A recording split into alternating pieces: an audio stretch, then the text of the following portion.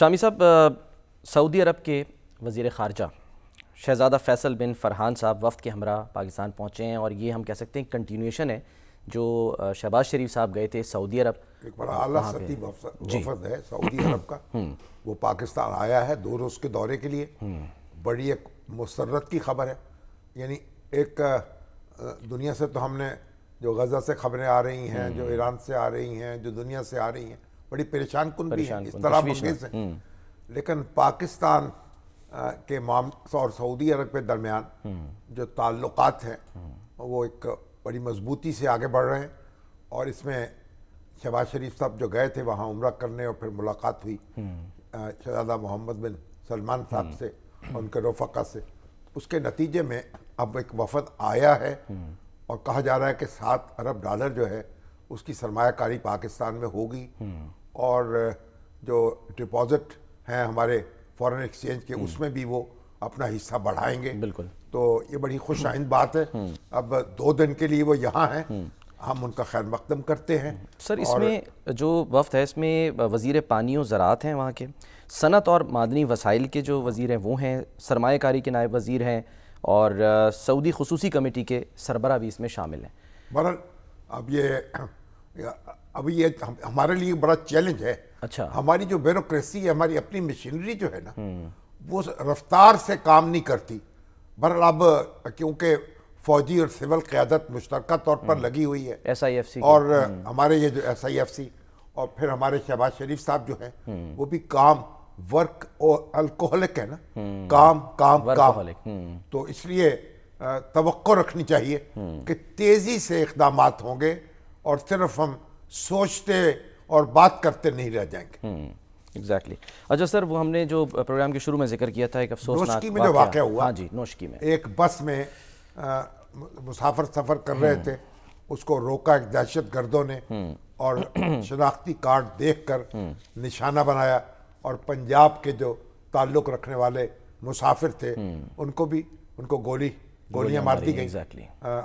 اللہ تعالیٰ ان کو غارت کرے اور ان لوگوں کو کی مغفرت کرے جو ملوث ہیں اس واقعے میں۔ ایران جا رہے تھے، کوئی زیارت کے لیے جا رہے ہوں گے، کچھ آگے جانے کا پروگرام رکھتے ہوں گے، اور پرامن شہری تھے۔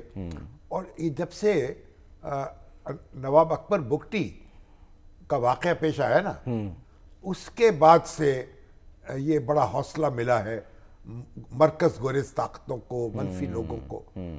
کاش وہ واقعہ نہ ہوتا، اور نواب اکبر بگٹی اس کے بعد پھر اس کی تحقیقات ہونی چاہیے تھی اچھی طرح، اور جو ذمہ دار تھے ان کو سزائیں دینی چاہیے تھی۔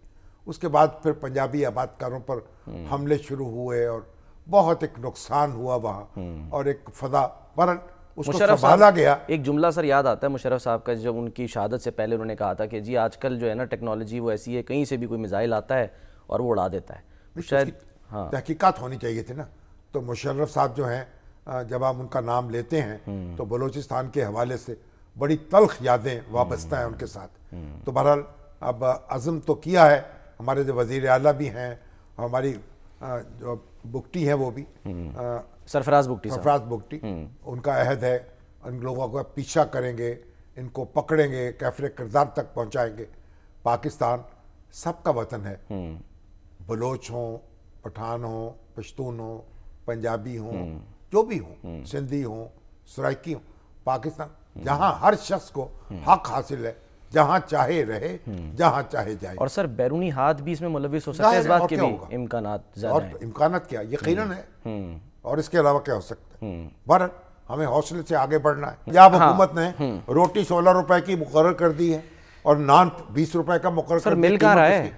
تو یہ ایک اچھی کوشش ہے، لیکن یہ میسر بھی تو آنی چاہیے نا۔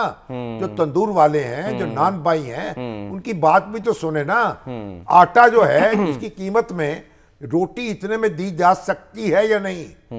تو یہ حکومت کا کام ہے کہ جو فیصلہ ہوتا ہے پھر اس پہ عمل بھی کرایا جائے، اور فیصلہ بھی منصفانہ ہو۔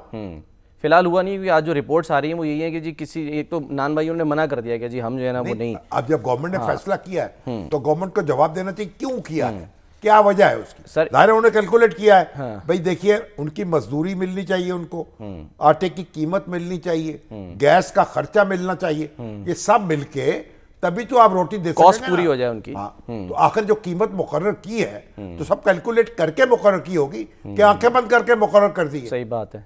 یہ قیمت یہ بتانا چاہیے ان سے کہ بھئی ہم نے یہ کیلکولیٹ کیا ہے، اس طریقے سے 16 روپے کی روٹی ملنی چاہیے۔ یہ تو نہیں اعلان کر دیے، بس کر دیا اور داد وصول کر لی اور پھر گھروں کو چلے گئے، اور پھر لوگ جو ہیں وہ کر رہے ہیں۔ اسی چیز کے لیے تو سر پھر اپوزیشن بھی ہوتی ہے نا، تو اچھی ہے، ہوتی رہے، اب ہم بات اس سے سنی جائے، اس کا جواب دیا جائے۔ چلیں سر، ہم نے ڈسکس تو کرنا تھا، ابھی ٹائم کیونکہ بالکل آخری منٹ ہے سر۔